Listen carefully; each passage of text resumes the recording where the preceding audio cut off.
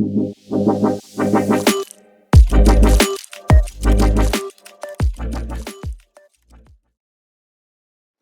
yeah, first of all, thanks for being here.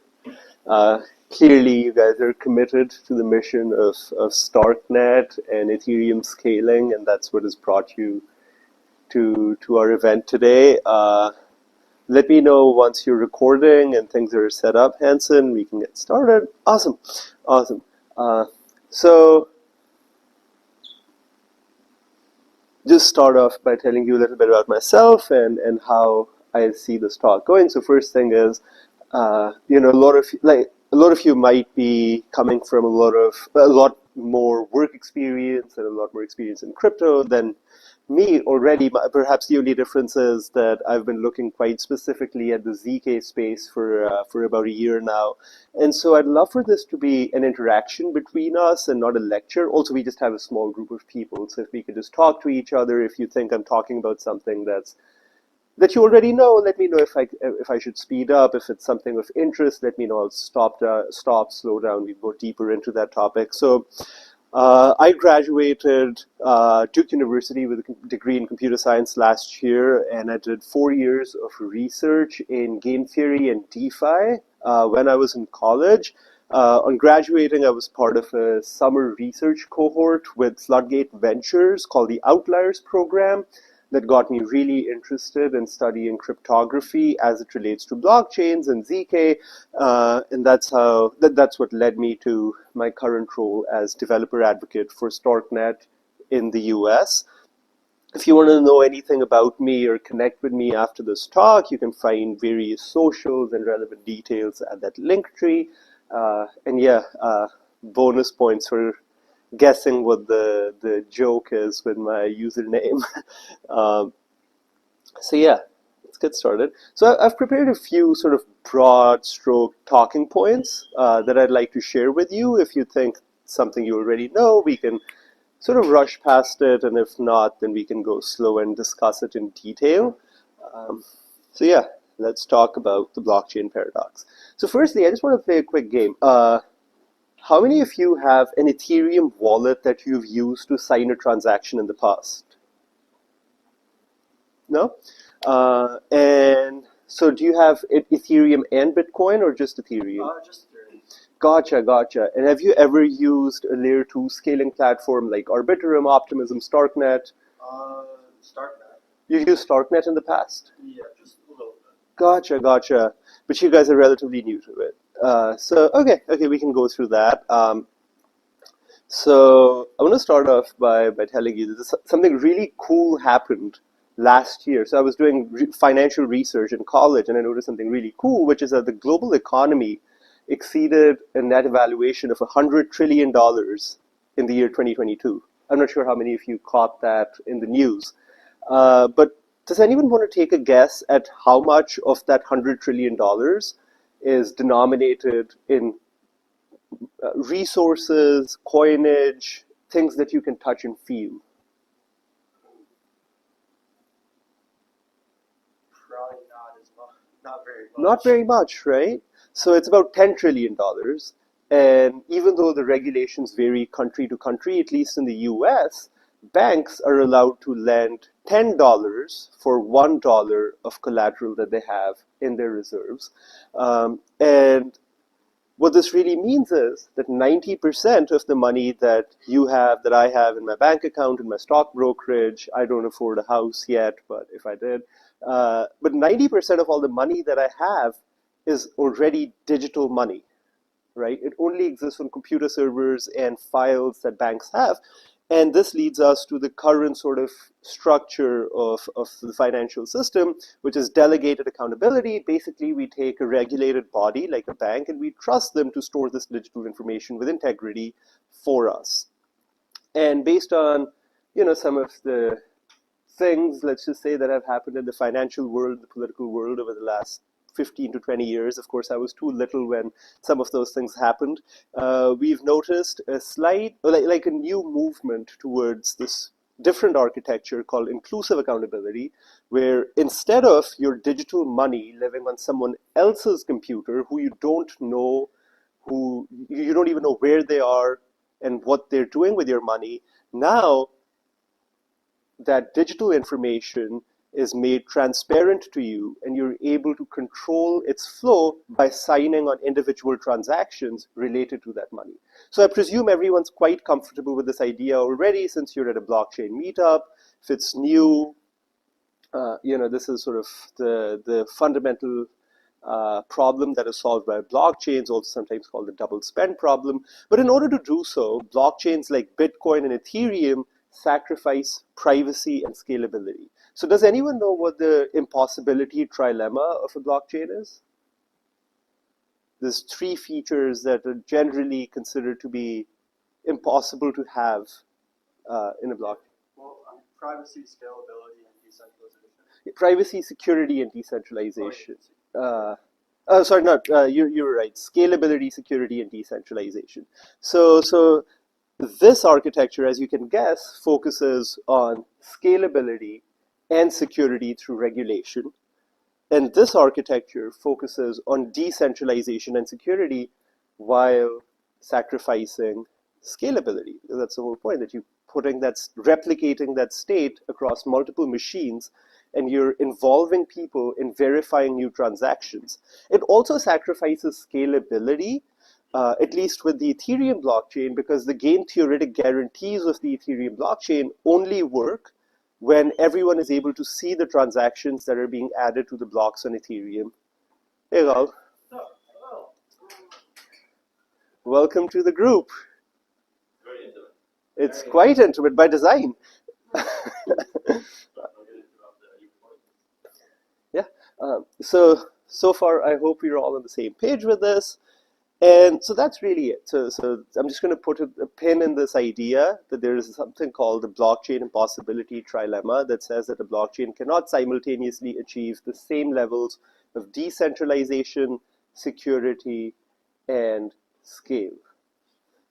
And we're going to move to something that's really interesting that I learned for the first time when I was in a cryptography course in college, Cryptography 101. That's called validity proofs. Any impressions that anyone has of what a validity proof is? Oh, so Rem was already like a grandmaster at all of this stuff, so you're not invited to the party, but any impressions? Yeah, a proof that might be more efficient to verify than naively verifying it. Right. So the way that I would, so that's absolutely correct. The way that I would express it is a validity proof, at least in computer science, is a construct that allows someone. So there are two parties, a prover and a verifier.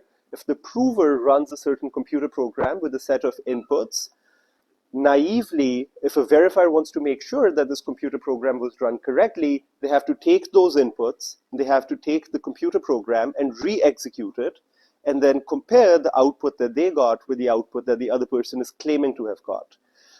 And that requires the verifier to use the same RAM, computation, time, and energy as the person who ran the computer program in the first place. Validity proofs allow the prover to generate a smaller, basically a small amount of data that proves that the computer program they have run was run correctly based on the inputs that it got. And then the verifier is able to check that proof on their system, and that is much lighter in terms of computational load than rerunning the program from scratch. So that's sort of the TLDR of what validity proofs are in the context of computer programs. I suppose the more poetic way of saying this is doing the right thing when no one is looking, or verify, don't trust, which is something that's been quite common in crypto space for some time. And there are various flavors of validity proofs, various constructions. So some of the first ones were rank one constraint systems, but then there are some optimizations that have come about, like Starks, invented, of course, by the co-founder at StarkWare, and then Plonks and such and such. We won't be opening those for now, since I don't think it's necessary. And there are three main properties of a validity proof.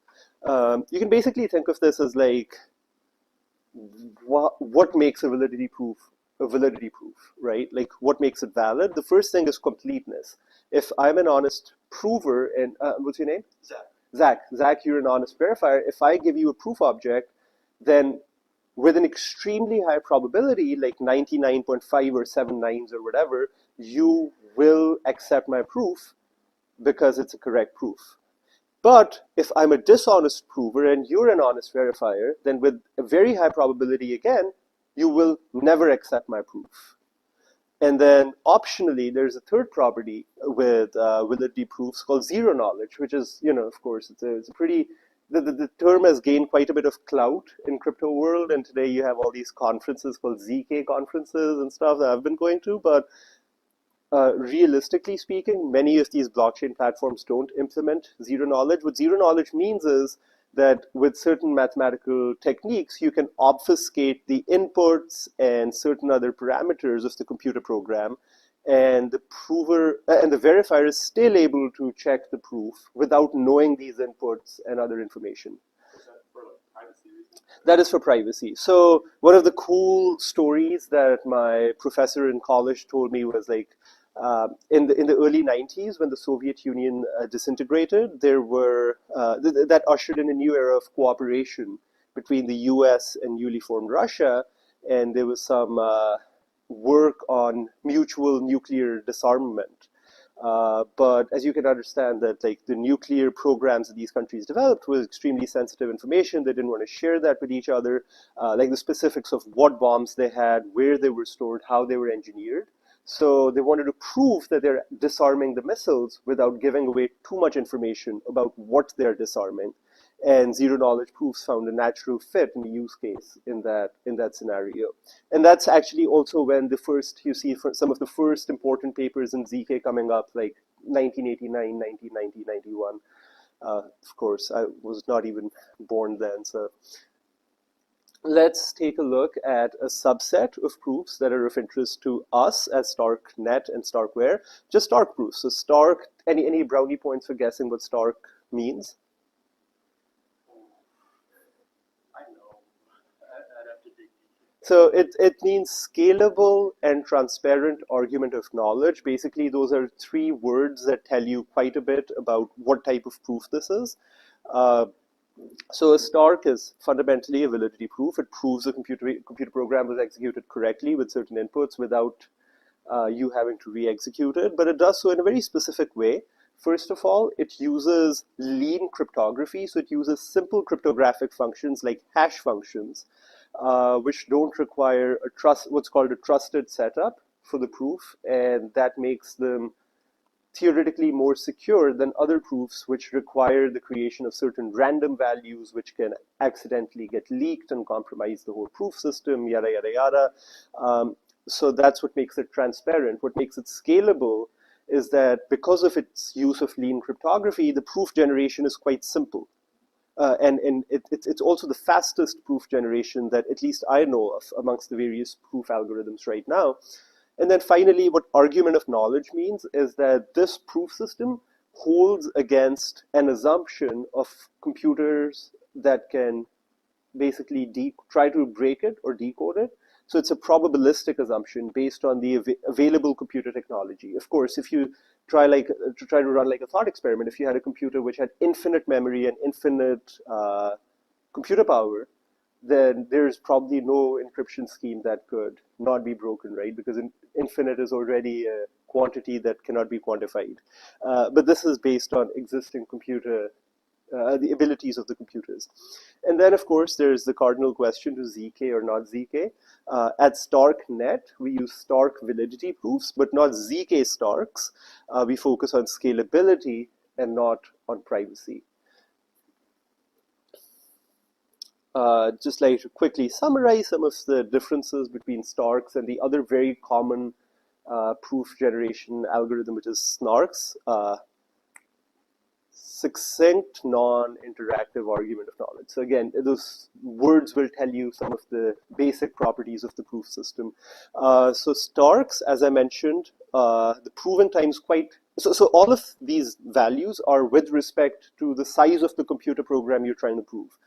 So proven time is extremely fast using Starks as compared to SNARKs. But the proof size with Starks is a little bit bigger, actually quite reasonably bigger, because again of their use of lean cryptography primitives, which just means that it's throwing in more blobs of information, which makes the proof itself a little bigger. The proof is order of log n, if n is the number of computer steps that you're trying to prove. Whereas with snarks, the proof is constant size. It always ends up being the exact same size. Verification, since the proof is bigger, verification is polylogarithmic. So it's a polynomial of log of n. Whereas again, because you have constant proof size, you have constant verification time with snarks. But something that's really interesting to me, coming from like a little bit of a research background, is that theoretically Starks, because of their use of collision-resistant hash functions, are resistant to quantum computers decrypting them, as opposed to snarks. So it's called post-quantum secure, not quantum secure. So yeah. So I'll just take a quick pause here. Any questions? What does trusted setup mean? So there's this thing, it's called the interactive oracle setup. Basically, I'd have to remember the exact specifics of how the framework works in a mathematical sense, but to sort of summarize it, when you're setting up a proof system between a prover and a verifier, in snarks you have to create certain values that are specific to that proof interaction, that interaction between the prover and the verifier. If those values get leaked, then the prover can theoretically create a false proof and still have it be accepted by the verifier. So that kind of compromises the security of the proof. Whereas there are no trusted random values that can get leaked as such in Starks. Now, in Snark's defense, they have figured out certain security schemes around this. So, for instance, they use a 1 out of n multi-party computation scheme with those random values. So, even if one person successfully deletes their secure values, it kind of secures the whole system, which is a very strong game theoretic guarantee. But with Starks, we're not operating on game theoretic guarantee. It's a cryptographic guarantee that this cannot be leaked. Do you remember around the merge of Ethereum, there was this ceremony where people Yeah. had to put the randomness into the system? You familiar with that? So that's an example of trust itself. Yeah, you had to like move your mouse around the screen and all that. So yeah. Wait, can you talk about that a little bit more? What about it specifically? Is this like wallet generation, or is it No, this is the generation of the interactive oracle between, so like the generation of the context in which the prover proves their program to the verifier. So in the case of a snark, that requires the prover and the verifier to come up with a set of sensitive values, random values that, if they get leaked, could allow the prover to basically convince the verifier of anything. Oh, when the merge happened, they were using snark proofs in certain constructs, and they didn't want to. And so yeah, that's what he was talking about. the ceremony of the trusted setup? Okay, gotcha. Yeah. In the context of big Ethereum there. Like the way to overcome this risk with having the trusted setup is to invite a lot of people to participate. Right. And when you blend the randomness of a lot of different people, you can assume that unless you have a majority of bad actors within the group of people that help with the random setup, you're good. You're okay. Yeah. Exactly. Does anyone know of any roll-up platforms that are using snarks? There are quite a few, actually. I think we are one of 2 or 3 right now that are based on Stark. So there's Everyone's moving to Stark. everyone's. That's the move. Yeah. Oh, interesting. And then Polygon has been using Starks. Right. And then the Bitcoin roll-up.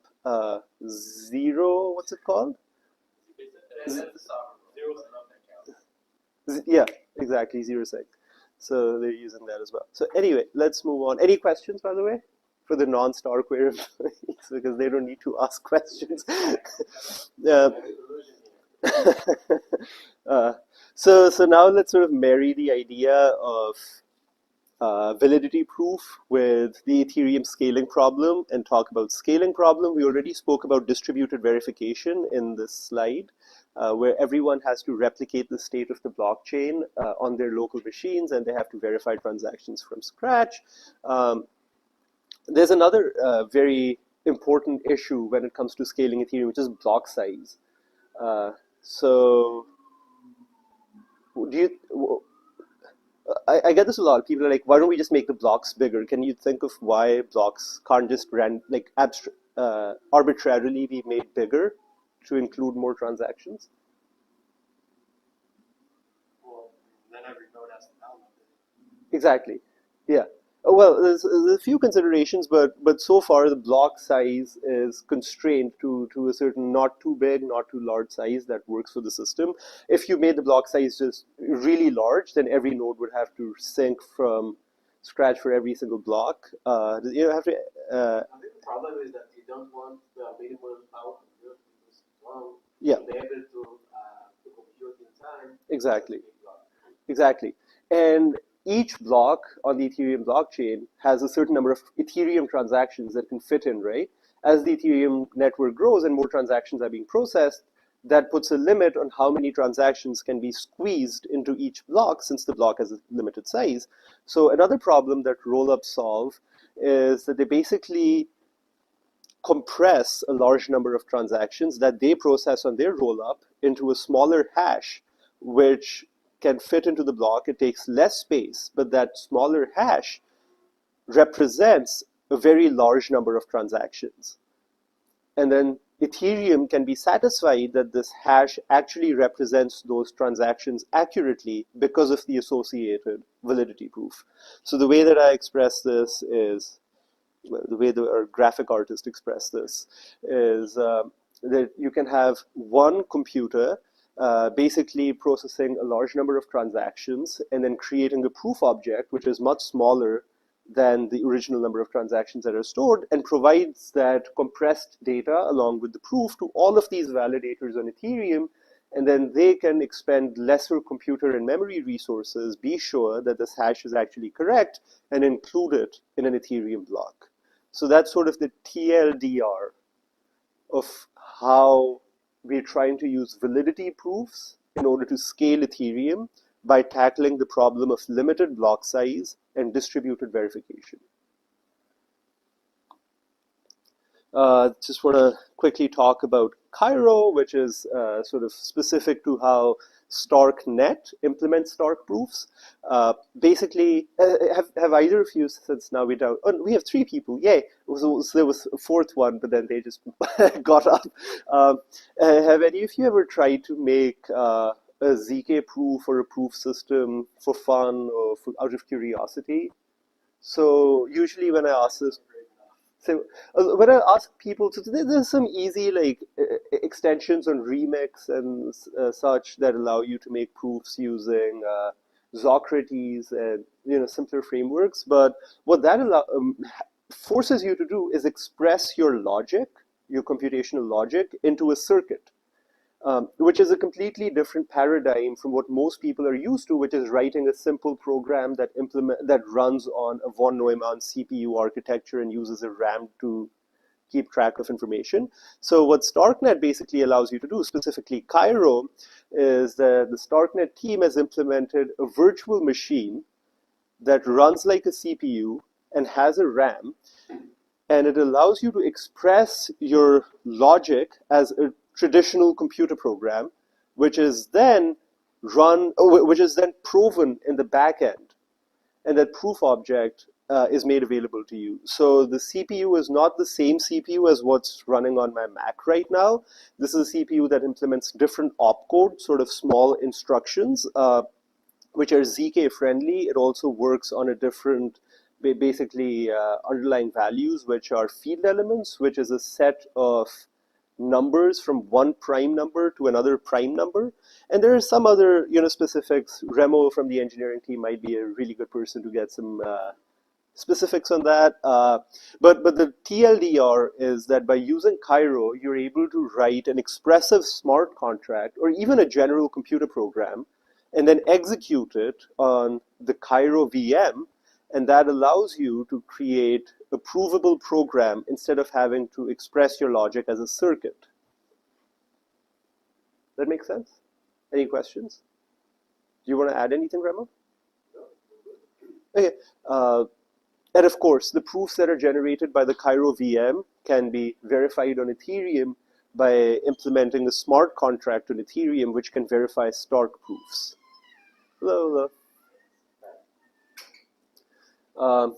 Here, I just want to give you sort of a visualization of how stark the difference is between one person who thought it was funny between re-verifying every execution versus being able to verify it by using a Stark proof, which runs in polylogarithmic time. And as you can see, as the number of transactions that are being proven in a single block increases, the difference between the two increases quite starkly as well.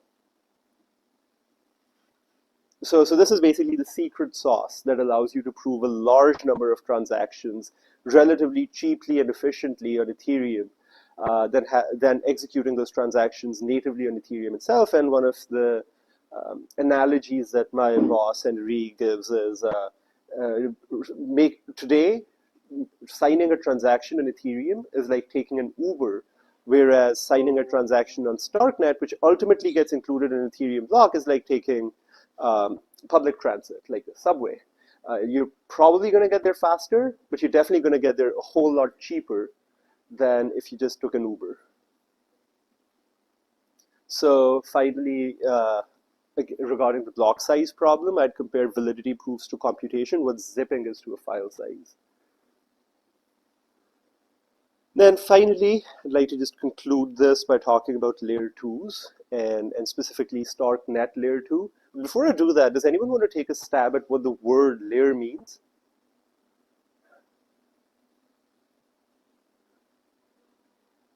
So I did what any self-respecting college student would do, and I plagiarized the definition from Vitalik.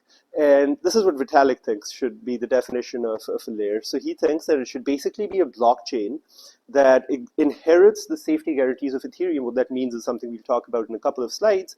But this blockchain should exist to provide scalability to Ethereum. Since Ethereum is already taking care of two of those three things, right? It's taking care of security and it's taking care of decentralization. You need the layer 2 to provide scalability. And concretely, what layer 2 means is it's a blockchain that executes a certain number of transactions. And then all of those transactions are included in a block on an other blockchain. And whatever that other blockchain is becomes the layer 1. So similarly, if you had a layer 3, that would be a blockchain that collects transactions and includes them on another blockchain's block, which would be the layer 2, and then that would include them in a block on layer 1. So it's kind of like recursively fitting transactions into smaller blocks, or into blocks on the lower blockchain. So you have layer 3, 4, 5, whatever, based on that. Of course, there are several other architectural considerations, like how these layers would talk to each other, what exactly they would optimize for and such, but that's the basic definition. I think Gal will speak about that. Yeah, so Gal actually has a whole talk on this in just a few minutes, I suppose, actually. So yeah, this is just sort of a visualization to reiterate everything that we've spoken about. You can have a small computer that verifies proofs fast and can verify the block that it has done so correctly with all the other validators. So yeah, let's talk about this thing that we said inherits the full safety guarantees of Ethereum. So as per a researcher that I respect a lot, Dr. Patrick McCrory, who's now with Arbitrum Foundation, there are three properties that quantify safety guarantees for a layer 2, and those are data availability, safe transitions, and censorship resistance. I was just running out of slide space, so I made a grammatical error, but so let's talk about data availability. Does anyone want to take a stab at why data availability is even a thing, or what it means, or if you're already familiar with the concept? So yeah, after shilling Starknet to you for let's see how many slides, I would say about 20 slides, I'm going to ask you an interesting question. What if Starknet stops working? Like you've got all these transactions that you've been writing through Starknet, they get included in Ethereum blocks. What if it just stops working? Well, now you have a lot of money and your priceless NFT collections stuck on Starknet, you can't do anything with them. So it's very important for a layer 2 to inherit the safety guarantees of Ethereum, that it's possible for you to start where you stopped on Starknet on the layer 1 if you want, or if the layer 2 just stops working, right? And for that to be the case, the layer 2 has to make sufficient state information available to the layer 1 so that users can recreate the state where they left off on the layer 2 on the layer 1. Sure, it's going to cost more money, but it's actually going to save all of their information, their state, their balances, etc., metadata for contracts they have stored, and so on and so forth. So that's one, data availability. Data availability is actually quite expensive. So for all the transactions that Starknet writes to Ethereum layer 1, 95+% of the cost of writing those transactions to layer 1 is just writing the data. And so one of the architectural upgrades that Starknet is making is now making it optional for users to make data available to Ethereum layer 1 or not doing so, which would save you 95% more, or even more than that, on an already fairly cheap platform. Let's talk about safe transitions. Of course, safe transitions is something we don't need to really worry about, since Starknet is a validity proof-based rollup, so the transitions are proven mathematically. There is another paradigm of rollups called optimistic rollups, which have a more game theoretic guarantee for how the transitions are safeguarded. But we don't need to go into that because, well, frankly, we're running short on time. And then there's censorship resistance. So say, for instance, you are using, hypothetically, Tornado Cash, right? And you want to get a transaction included for a Tornado, like a Tornado Cash transaction included in a Starknet block. Well, you know, in the US, regulation does not allow you to use Tornado Cash. But say, for instance, we're really going all, you know, crypto nerdy over here, and we do want to include our transaction in the block. Theoretically, it should be possible, right? And so something that's on the roadmap for Starknet is to allow people to run their own nodes, or sequencers as we call them, to collect transactions and include them in a Starknet block. And we're implementing essentially a mechanism, game theoretic mechanism, which is a fee market for people to be able to run their own sequencers and include transactions in their own Starknet blocks. You can take a look at the proposal. It's currently in the proposal stage. If you're doing game theory research or something similar, have some comments or feedback, would love to hear it at that link. And finally, so this is actually really interesting for me right now, because I'm seeing 5 people at this meetup, and so clearly you had a reason to be here, unless you didn't, which is also a perfectly valid answer. But I'd love to know why you're excited about Starknet. Like, what brought you here, why you think this is a cool project in the crypto space, and then of course I can share my 2 or 3 talking points. Any? Oh man. I don't know. I mean, I just think it's cool technology. I'm excited and wanted to meet people, and yeah. Gotcha. Any? Yeah, go ahead. Hey, Jack. Yeah, I recognize you. Yeah, hi everyone. My name is Jack. Actually, we are building this site to drive people, developers, and builders. Right. To help them do their demonstrate themselves, and also we work with different ecosystem, and we do appreciate to explore the potential opportunity to work. Right, we're working together. Yeah. StarkWare, because you know, when we look to other ecosystem around energy, I think StarkWare is one of those really pull some energy and time in building the developer community. They have lots of initiatives, and also they are very focused on these like on-site events. I think maybe we are going to have some initiatives. Yeah, we're doing something, certainly. Yeah. Also in different cities. So, well, regardless of the technology innovation, I think I appreciate StarkWare focus on building the developer community, and I think they put developer on the first hand, and then go from there. So yeah, that's the reason I'm here today, to catch up with my friend. Of course, thank you. To know some builders who are interested in the StarkWare ecosystem. Yeah, absolutely. Well, you know, you just gave me an idea for a new slide that I should include in the section, which is the developer community, which is one of the most exciting things. This is a technical presentation, so I have only boring technical points. So the first is cheap computation.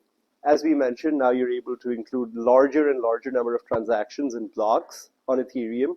The more transactions are included in a single StarkNet block, the cheaper it gets for each transaction individually, kind of like squishing yourself into a subway or a bus. But now you're able to do more complex computations and build more complex programs than ever before on chain.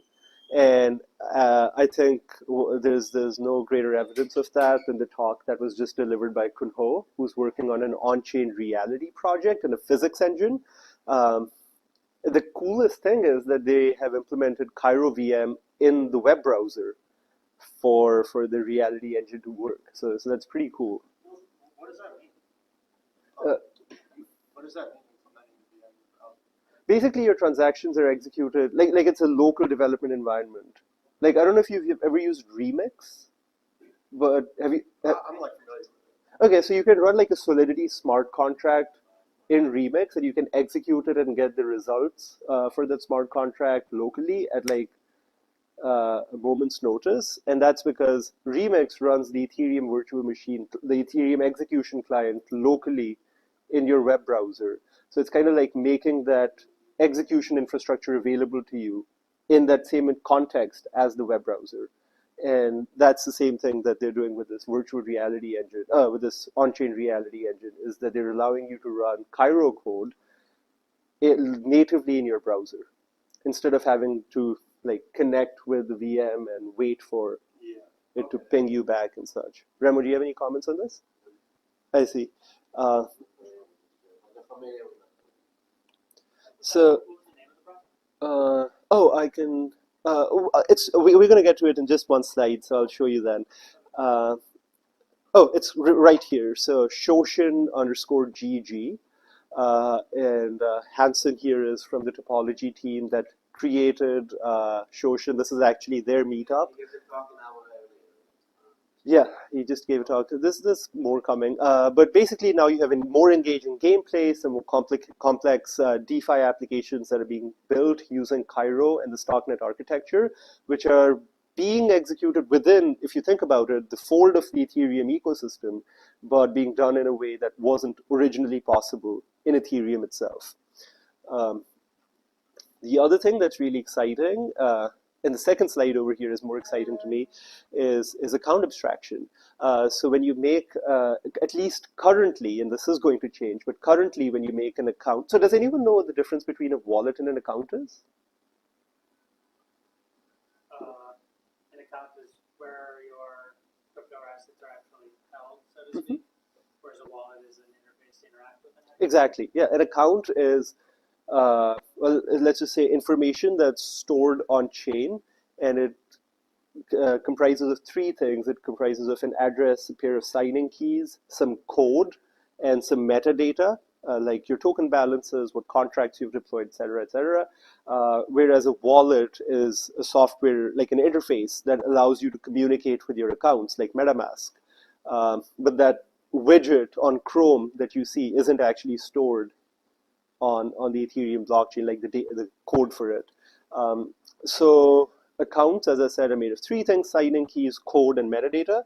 And you get all three in a box every time you make an account on Ethereum.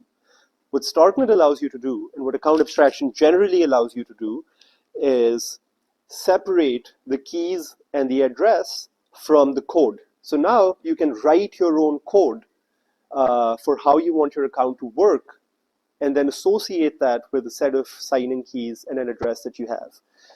And that allows you to basically create more flexible accounts than you were able to do in the past on Ethereum.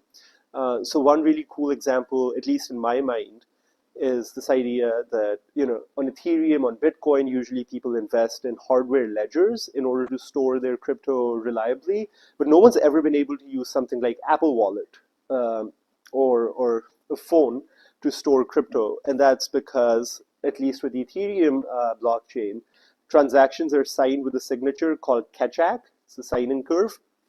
Whereas the iPhone, or at least the secure enclave, which is like a secure execution environment on your iPhone, uses a different signature scheme called the elliptical curve signature.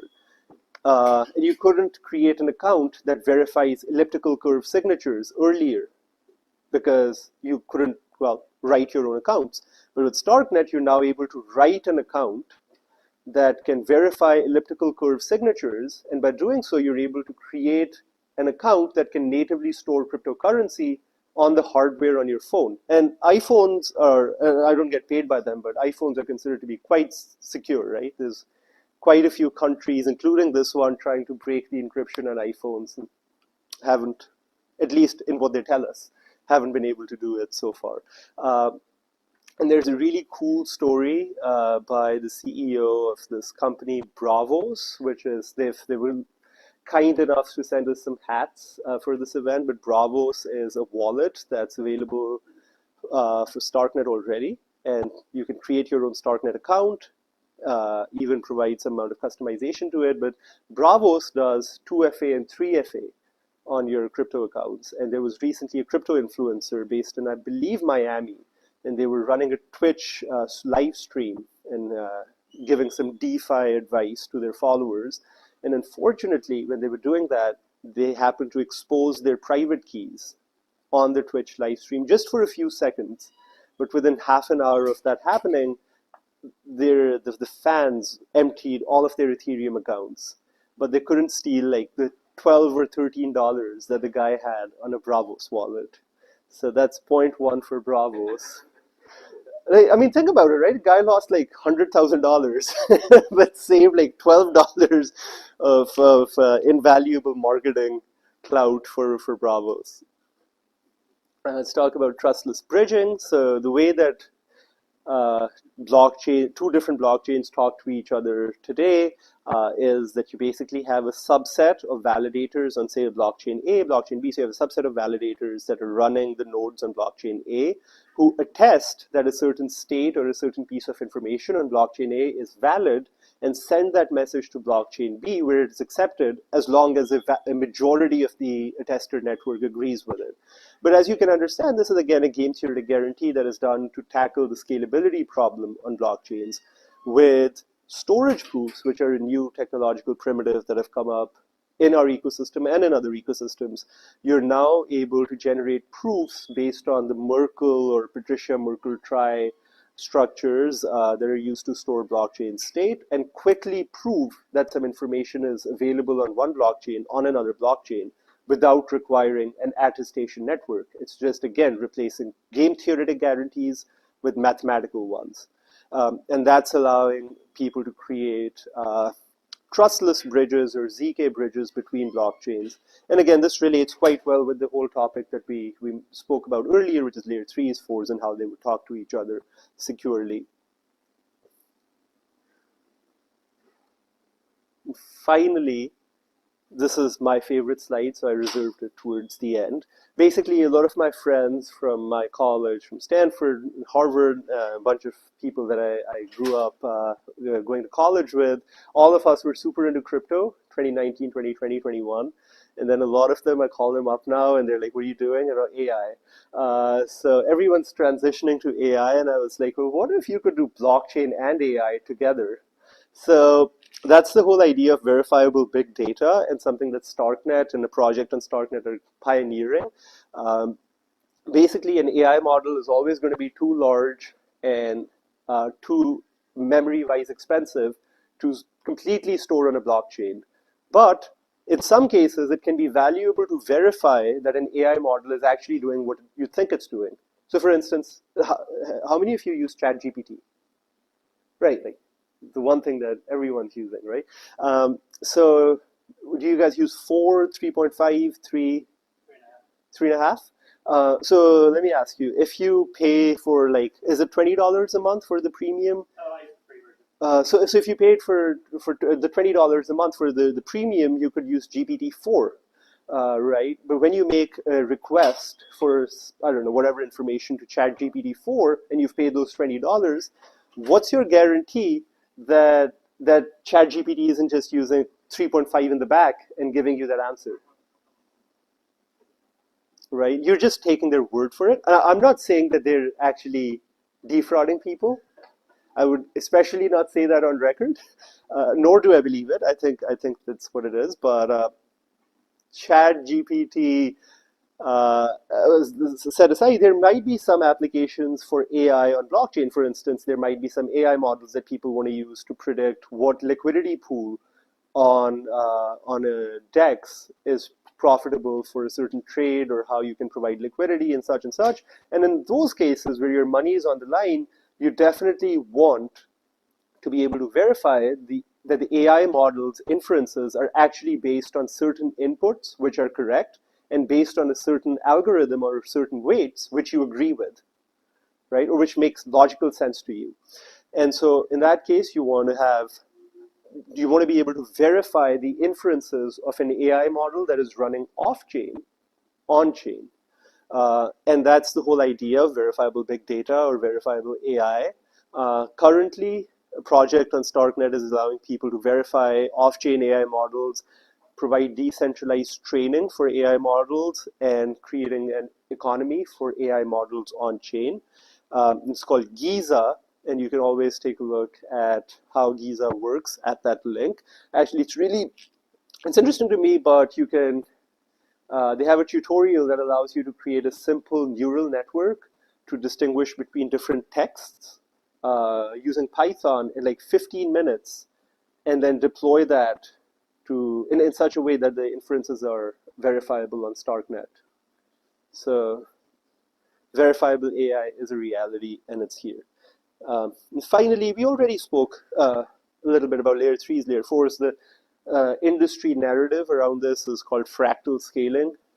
It sort of goes back to that blockchain within a blockchain within a blockchain idea. And a cool announcement is that StarkWare has been pioneering something that Gal will be talking about, the idea of layer 3 app chains that exist on top of layer 2 and are quite heavily customizable. So you're able to execute like app-specific logic and do your own thing, and then have those blocks be executed within Starknet L2. So yeah, I hope, so these are the things that I'm excited about. I definitely need to add developer community here. But I hope you're just as excited as I am about these things, and that we'll be seeing you on our Telegrams and Discords and internal chatter, trying to build some cool apps on Starknet and staying in touch with us. So yeah, that was my time.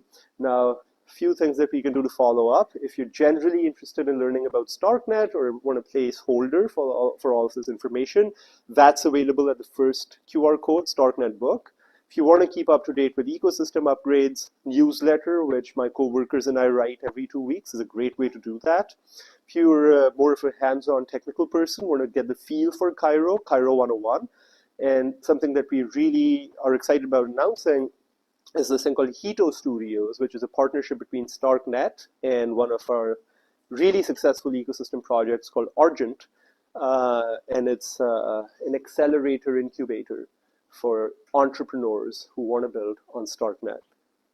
So yeah, that is my time. I'll leave this slide on. And yeah, thank you so much for listening.